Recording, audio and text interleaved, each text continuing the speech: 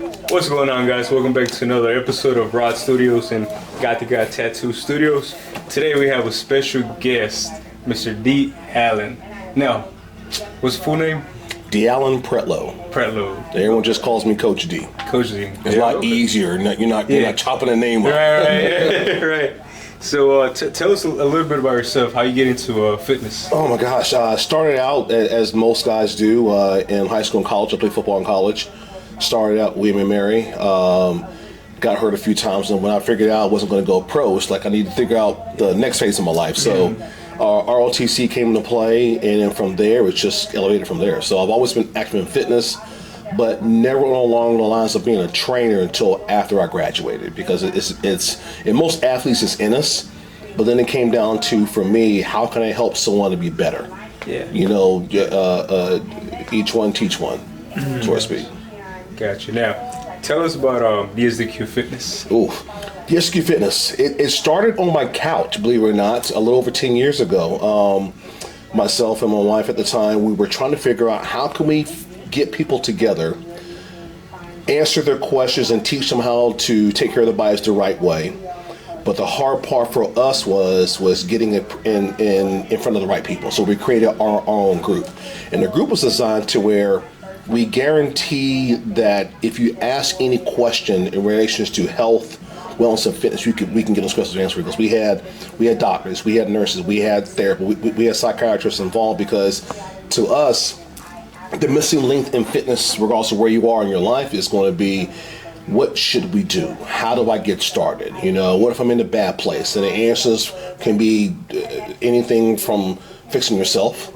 It could be from you're in the wrong place, you're with the wrong person, the wrong trainer, because everyone has their own style of doing things. But with us, it came down to, it's not about us, it's about the person we're trying to get in front of. So we started as a community. It evolved into doing boot camps out in the parks. We started out at Honeycutt. No, sorry, not Honeycutt. It was a recreation center. We're on the corner from here. Working with teachers in the very beginning, because I have 5 kids. So to me, it was giving back to our teachers and educators, because they spend so much time with our kids. But what I found was that if your day starts at 7:30 as a teacher, your day ends around 4-ish as a teacher, when you get back home, you're not coming back out again. So my thing was, if I can capture them before they get home, then I had them. So then it came down to trying to figure out what was the most important thing that they needed, and what we found was it was just activity. They weren't taking better care of themselves, because either they were in the office behind a desk constantly, and they were going to a pill or going to get surgery. And then we started to promote the fact that the Fountain of Youth is an activity. It's not something that you see online. It's you actually doing things, because if you look at health itself as a whole, the more active you are, typically the healthier you're going to be. Yeah. So that's really how I really got started, was just giving back to our community and trying to enrich people's lives by trying to teach them on how to be healthy. What's like a common misconception about fitness that you would like to debunk? Oh my gosh. It's not about eating 5 to 6 times a day. It's not about trying to work out in the gym for an hour or more. It's not about trying to follow the next fad diet that's out there right now. Everyone has their own way of doing things, but to me, if you don't live a bodybuilder type lifestyle, then don't be that person in the gym. If you don't work construction, then don't try to lift a bunch of heavy ass weights all the damn time, because you're end up hurting yourself. So to me, fitness is all based on what your goals are. If there's no one in your family that's a size 2, then don't try to be a freaking size 2. But ultimately, for me, fitness to me is all about what your own personal goals are. It might be TMI depending on how people take this. Everyone's goal is to look good in a birthday suit. I don't care who you are. If you look the way that you perceive yourself as being, then you're your ideal person. But then it comes down to people getting caught up in the scale. Everyone fights that battle. Men do it all the time as well too. But the scale can be a good deterrent, because if the number on the scale does not move, you're going to get frustrated. My thing with people like that is going to be, how do you feel? Because if you feel good, you look good, you'll do that much more. If you feel crappy, doesn't exactly translate to how everything else is, you'll get frustrated real quick. So to me, it's all about what are your goals? Where'd you come from? I mean, what happened? Because health and fitness for me, people don't wake up and say they want to be 50 pounds overweight. Something happened. There's always a series of events that causes people to go to food as that comfort. Figure that part out, everything changes. Yeah. So I try to get people to focus on the root cause of why the weight gain was there in the first place. If there is a dramatic weight loss, such as anorexia or bulimia, what's the root cause of that stuff as well, too? Because to me, the cause of things happening to you is where you got to start. Yeah. If that makes sense. Okay, yeah. Do you feel like that misconception of the weight on the scale also comes from not having enough information about knowing how to separate, for example, your health and your fitness? So for example, like BMI, it's a good example. My BMI says I'm obese. Mm-hmm. But if I get to the number that they want me at, I feel sick. It's a catch-22 because, for example, in the military, if you don't fit their certain profile in the military as far as your height and your body type is concerned, when I was active duty, I should have been about 160 pounds. I would have been skinny as a rail at 160. It's all relative based on your health, meaning how active are you and what can you do with that weight. The biggest problem I see with that scale or that appearance is social media. I mean, let's call it what it is. Everyone has their particular influencer that they want to follow, and I get that. I understand that. What social media is for in the first place. But the moment you start taking away those barriers, those facades, those images that you're not going to be able to reach or attain to, then everything will change for you. Because it's not about anything at all other than, to me, how you feel, ultimately. Yeah. Gotcha. Do you miss the military? I do. For me, I missed the rush. Okay. I was. Thank you for serving, by the way. Thank you. I was a pilot, so for me, it was the rush of sitting in that left seat, nose down, doing 110, 120 knots. For me, it was the thrill of being in complete control of the aircraft. I've been flying since I was 15, 16 years old, so it's always been in me. But I missed that part of the military as far as that rush, that camaraderie, the things that you can't get in a civilian life unless you've been around that group of people, sweating together, studying together, wanting to be people, beat your buddy up because they pissed you off kind of situation. It's just that sense of belonging, in a sense, if that makes sense. Yeah. Gotcha. What are your future plans with Dsdq Fitness? Oh my gosh! Right now, I'm moving more towards coaching and moving towards motivational kind of stuff because to me, fitness is constantly changing. It's constantly evolving. We went through the phase. Everyone was in the Spartan race phase or the endurance races. Then we went through the whole CrossFit phase, and then we're still in that current of the fitness competitor stage. Yeah. To me, what's missing as far as most trainers and most gyms are concerned is working on the inside. I started writing a book, and I turned it into a workbook called Changing You. Been fortunate to where I've been able to sell over 800 copies of it without any marketing at all. And it focuses on what I call the big three. The big three is going to be your habits, your behavior, and your environment. If those three things are off, it doesn't really matter who the individual is, things are going to be going in the wrong direction. Habits is going to be the mental approach, how you think about things, as you do day to day. Your behavior is the act of actually doing what you're thinking about, be it procrastination, overwhelming yourself, or just having just a bad situation, period. The environment is the most important piece of it because the environment is not the brick and mortar. The environment is the mental, the emotional, and the spiritual. So if you're mentally all over the place, you can't focus on what you're doing in the gym or what you're doing in your life.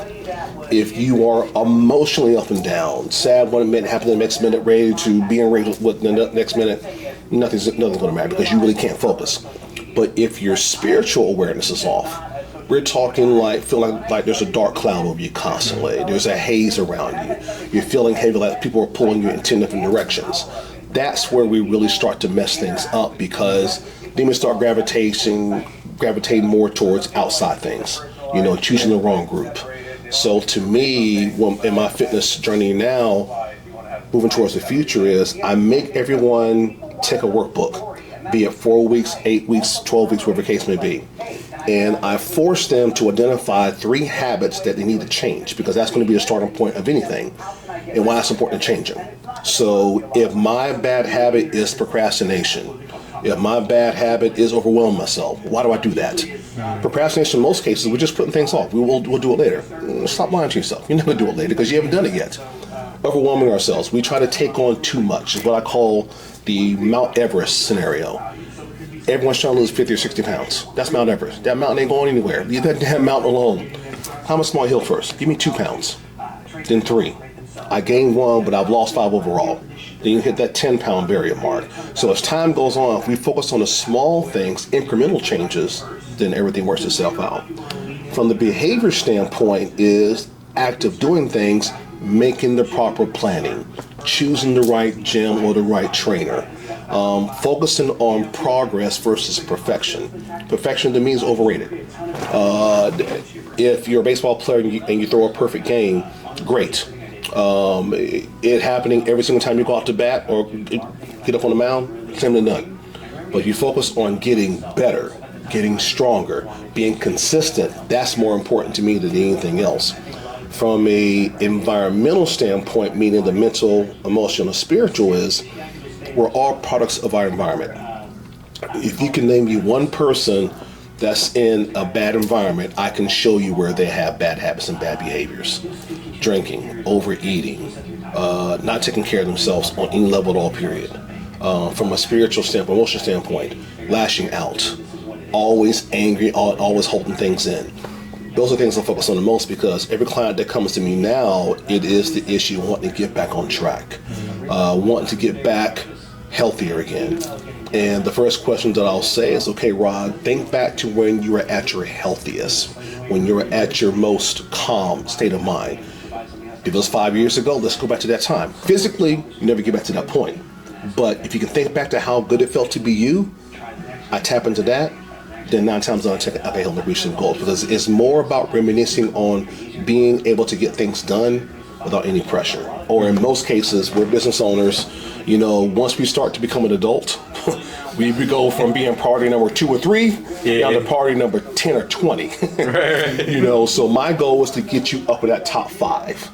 Because if you're in that top 5, it's easier to manage. You just say, you know what, I need to go eat. As business owners, we all know that trying to make ourselves eat is hard because we got too much stuff to do. If we stop for 5 minutes, it might as well be a freaking hour in most cases. But most of my clients, it's them not making the time to go do these things. You don't need an hour to eat. You need freaking 5 minutes. You don't need an hour to train. You need 30 to 45 minutes. If you can't do it by yourself, find a partner, find a buddy. So that's what I'm trying to evolve the gym over to, because to me, fitness isn't going anywhere.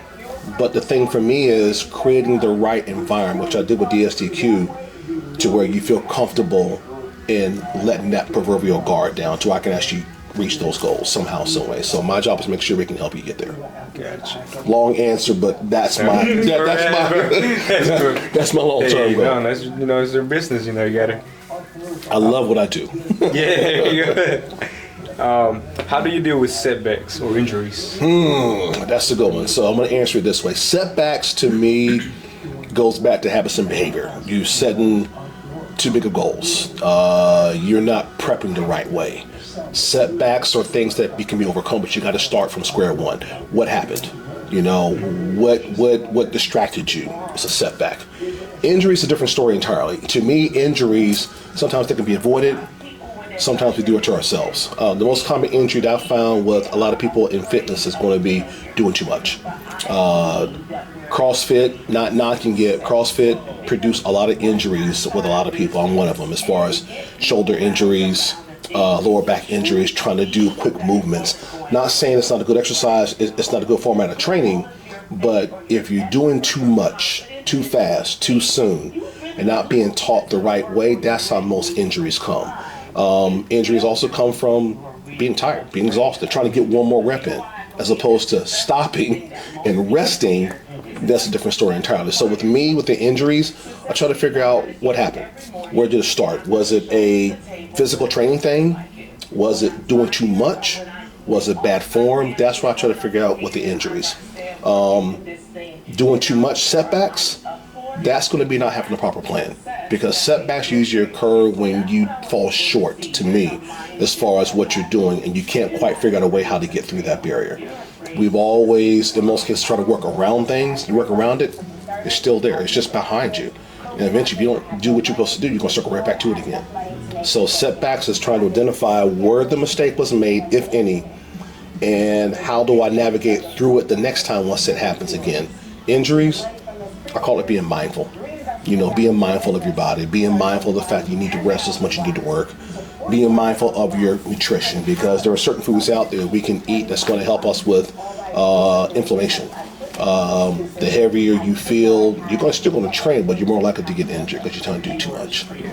So that's how I feel about that. But to me, they go hand in hand, but it depends on the individual. Most athletes get hurt because of play, twisting, tweaking, spraying something, tearing something. Setbacks for most athletes because they weren't prepared, in my opinion. Baseball players have a lot of setbacks because it is a mental, especially pitchers. So I train a lot of baseball players. Pitchers have setbacks because they get into their head. That little proverbial giddy up. There's something that keeps tripping.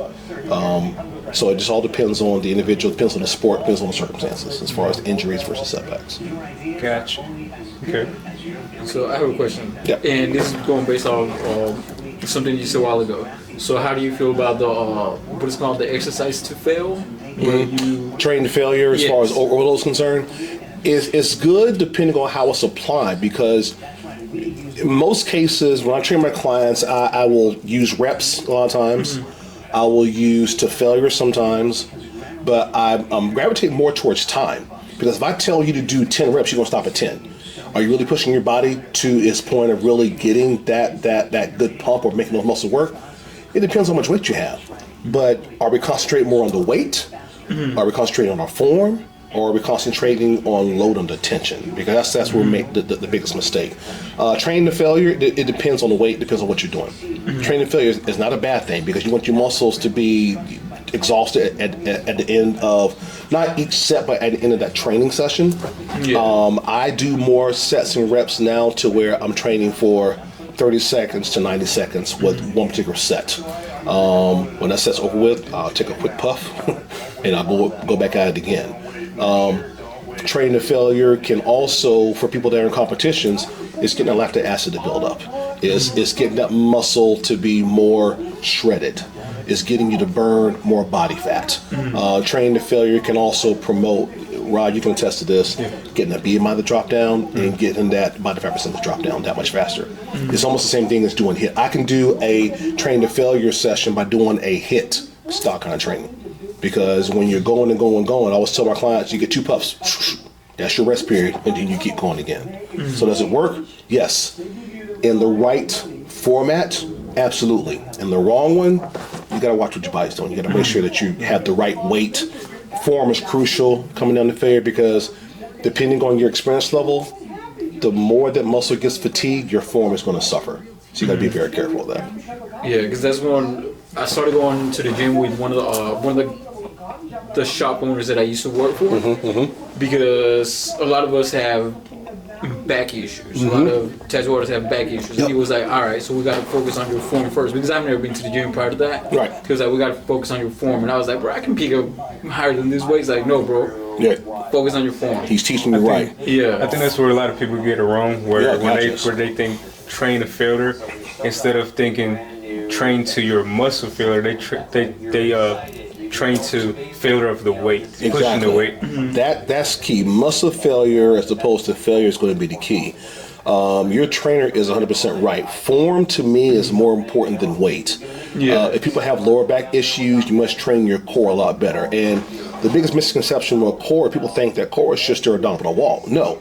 Core is the bottom of your sternum to the top part of your hip flexors. Whatever you need or use to maintain good erect posture, that's your core. When training your abs and your core, for me, I primarily use the stability ball more so than anything else, because the stability ball, if people have lower back issue, is going to support your lower back. Your lower back is going to curve around that ball. When you're crunching up, your scapula, the lower part of your shoulder blades, comes off the ball. Now you can engage your rectus abdominis that much more. Not just the top, center, and mid, but also your obliques. So if I know that someone has a back issue, the first question I'm going to ask is injury, car accident, what caused that back injury in the first place? Because a lot of times back injuries can be solved by, it's skeletal. It could be you need to get a adjustment. It could be something as simple as you never recovered from your previous injury. In your case, what was it with your lower back? It was just I didn't exercise. Like that was it. That is a weak core, weak lower back issue. Not the fact that you're hurt or injured. Yes. You gotta strengthen it up. Yes, because this was the way I tattooed. This was my posture. There you go. Yes. So for people that do a lot of sitting, do a lot of bending over, in that crouching position, I'm a firm believer in strengthening your core. And it's not just crunches or sit-ups. It's not just leg raises, it's planks. It's forcing your body to maintain a front leaning rest position to where you're engaging your core. When you're doing that, you're engaging the center part or the front of your core. On a plank position, your lower back should be loose. It should not be tight. If it's tight, then you're clenching. When you're doing certain things like that, especially in your job where you're bending over anywhere from 30 minutes to 3 hours from what I've seen today, you really got to make sure that you're giving your body enough chance to recover and not be down there the whole entire time. Because when those muscles get engaged, it's nice and tight, you got to get to release because muscle memory goes hand in hand with that as well too. So if you are tight and in that leaning position for a certain period of time, it's going to lock up on you. That's the worst thing in the world to have happen. So for people like you that have that kind of job, I'm going to say strengthen your core every single day. And every day could be, a lot of my clients, I tell them to do anywhere from 100 to 200 reps on abs every single day. I didn't say all at one time. I did not say a certain sequence. It's getting your body used to the movements because your mind is going to tell the body, I got to do this. Well, your body's going to say, okay, well, what the hell am I doing? I mean, anyone can sit there and do crunches, but are crunches really the be all the end all? Not anymore, it's not. Because it's proven that the more exercises you do, different positions, different angles to train your core, you get that much stronger. So that's the remedy for me. As often as possible, as long as possible, but making sure that when you train your core, I learned this the hard way, you gotta stretch or release that muscle as well too. Because there's nothing worse than trying to do 50 million crunches and your core locks up on you. You're like, oh shit, I can't sit up because my body's cramping up. So it's that catch-22. So for people that have lower back issues, first thing I want to say is, what are you doing? In your case, you're hunched over, you're bending over, you're squatting, you're leaning over someone's leg or body part for 2 or 3 minutes. Wrong. It's more like 2 or 3 hours sometimes. So it's just getting your body conditioned, in a sense, to where your core is not going to be as weak or deficient. I hate the word weak. I'm gonna say deficient. It just needs to be worked on. That's all. What's your favorite cheat meal? It depends on the day, the week, the month. Oh my gosh. Right now, I'm gonna have to say ribs. I am a straight carnivore. Give me some freaking meat. Favorite cheat snack? I'm on a cookie kick right now. Oatmeal raisin, chocolate chip cookies, things like that. Probably shouldn't say that as a trainer, but I will respond to that proverbial question like this. Should I? Not as much as I do. How do I pay for it? I do more cardio and I do more HIIT training. Most people get in trouble with cheat meals because it becomes a cheat day or a cheat weekend. I look at it as far as treating myself. If I'm pretty consistent in the gym for 5 to 6 days, I can afford, a few indulgences, because we're all adults. So my favorite depends on the day. My favorite cheat meal used to be pancakes, scrambled eggs, sausage, bacon, and toast. Because that was just the one thing I could look forward to every single weekend. It was that Saturday breakfast meal. Do you want something else? No, I'm good. This is mine. Don't touch it. And go from there. So yeah. My thing is I'm not a fan of bread like that or sweets. Yeah. So I feel like I'm good on that end. What's yours? What's your favorite cheat meal? I don't. If anything, tacos. Yeah. You know what? I get the mother half is Mexican, and she's teaching me to appreciate certain things. I can't get quite past the whole spicy thing. It's like, you know, I start sweating even just looking at it. But yeah, I get that. The tacos, I love a good beefy burrito. I mean, I got to hold it with two hands. You know, and the meat's coming out the side. Yeah, I'm happy. What you, Rob? What's your favorite cheat meal? I don't know. It is same. It changes every month. Yeah. Only because I crave it, and I eat it maybe once or twice. Yep. But then it's like, I don't really want it no more. You're like, right. What's that? You know what I mean? You take about 2 or 3 bites, you're good. Yeah, it's like, But then you buy, it's like, I gotta finish it. But for me, it's like, I think I got used to like more of how it makes my body feel. Yes. So once I'm craving it, take a few bites, probably finish it all. But then that bloatness that comes with it, that other like that's my problem right now. Like I fucking hate this. It's like then you feel disgusted, you know. The more you train, the healthier you eat throughout the week, and that one thing you look forward to is like, I can't even freaking enjoy it anymore like I used to. Yeah. Because I mean, like to me, too much sugar, it bloats me. It makes me feel very, very uncomfortable. So I have to watch that. So now I'm discovering there's other cheat meals out. I just gotta figure out what's gonna be my next favorite. You know that year that I was prepping to a show? Yep. I was craving everything. I was making my own stuff. I was in the kitchen. It's like, well, if I had a Splenda and I do this, it's like I had a whole thing going on. Well, that's a different animal. Once I got off the prep though, and I actually got what I was craving, because I was eating so clean for so long. Oh yeah, that's crucial. It screwed me up. Yeah. And that's why I was like, I craved it. But after 2-3 bites, it's like, I don't really want this. I remember watching you prep. I was like, dude, that takes tremendous discipline to be able to cut the things out, not cut back, but cut out things that you want to have the most. But then I've gone to shows where they will have these big ass carb-based meals, and I'm like, dude, what the hell? I know you. It comes down to, well, shit, I'm going to enjoy this right now. But then when you do that, it's like you said, it's like, I don't want it anymore. But I'm going to be honest. Within that time when I was prepping, I learned more about training other people. Yes. Than I ever had reading books. Why? Because I went through it. That's the deal right there. What makes a good trainer good and makes a good trainer great is literally walking in their shoes at some point. I'll use drinking as an example. Don't condone drinking. Not saying it's good, not saying it's bad, but your body changes when you do that. I mean, I was having a drink, oh my gosh, not to lie, every day. Because to me, my brain is always constantly on 100 miles an hour. By the time I wake up to the very end, I was looking for something that's going to bring me down. You know, now that you mentioned that, I've been pretty busy lately, just doing different things. And one thing that I find myself craving lately that doesn't bother me if it bloats me or not. Right. It just gives me that peace. Yes. Is Jack and Coke. Bro, I got you one better. Mine was vodka and Jim Beam. I mean, because to me, it's like, you know, when you're going constantly like you are, because I follow you. I see what I was like, damn, does this dude ever sit the hell down? Right. But I get it, though, because like I was saying, my day starts at 3 a.m. My first class at 4:30, which means I'm at the gym by 4. Yeah. I'm training all throughout the day. Yeah. On a good day, I'm out of there by 7:30.